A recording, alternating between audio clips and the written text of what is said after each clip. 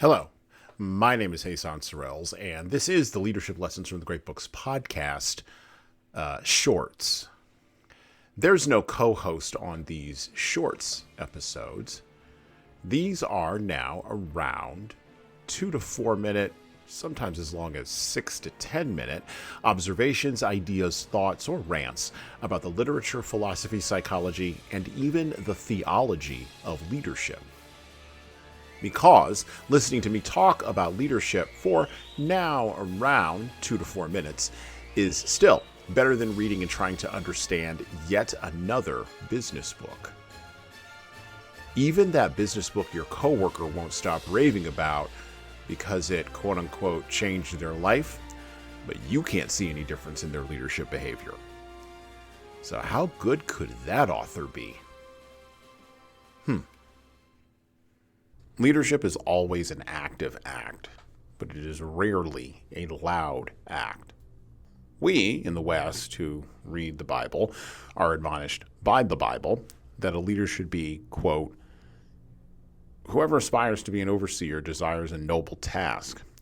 Now the overseer is to be above reproach, faithful to his wife, temperate, self-controlled, respectable, hospitable, able to teach, not given to drunkenness, not violent but gentle, not quarrelsome, not a lover of money.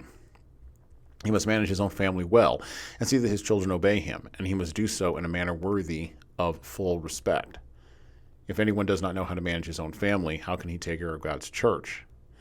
He must not be a recent convert, or he may become conceited and fall into the same judgment as the devil. He must also have a good reputation with outsiders, so that he will not fall into disgrace and into the devil's trap. 1 Timothy 3:14. In other words, a leader must be competent, quiet, and firmly in control of his appetites.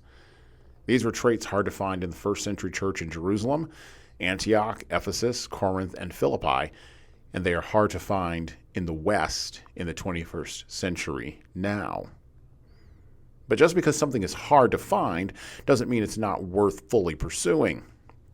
The leadership ideal that was centered on steadiness, self-control, discipline, reliability, calm under pressure, endurance, forbearance, and quiet firmness is still a piece of gold worth searching for. One of the many massive leadership challenges of our current time in the West is the insistence on degrading ideals down to the lowest common denominator and then raising that lowest common denominator up as the highest standard. But the desire for competent, calm, and controlled leadership is even more pressing in an unserious time such as ours. One of the aims of leadership, one of the core aims of leadership, is to raise the bar or the standard in the present. That way the bar can be raised in the future ever higher. This is a particularly hard ask in unserious times, but once again, just because the ask is hard, it doesn't mean we shouldn't all individually aim at achieving it. And well, that's it for me. Thank you for listening to the Leadership Lessons from the Great Books podcast today. And now that you've made it this far, you should subscribe to the audio version of this show on all the major podcast players, including Apple iTunes, Spotify, YouTube Music, and everywhere else where podcasts are available. There's also a video version of our podcast on our YouTube channel. Like and subscribe to the video version of this podcast on the Leadership Toolbox channel on YouTube.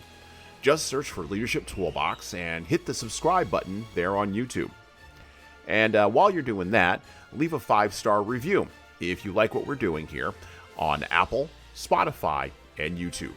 Just go below the player and hit 5 stars. We need those reviews to grow, and it's the easiest way to help grow this show. And tell all your friends, of course, in leadership. By the way, if you don't like what we're doing here, well, you can always listen to another leadership show. There are several other good ones out there. At least that's what I've heard.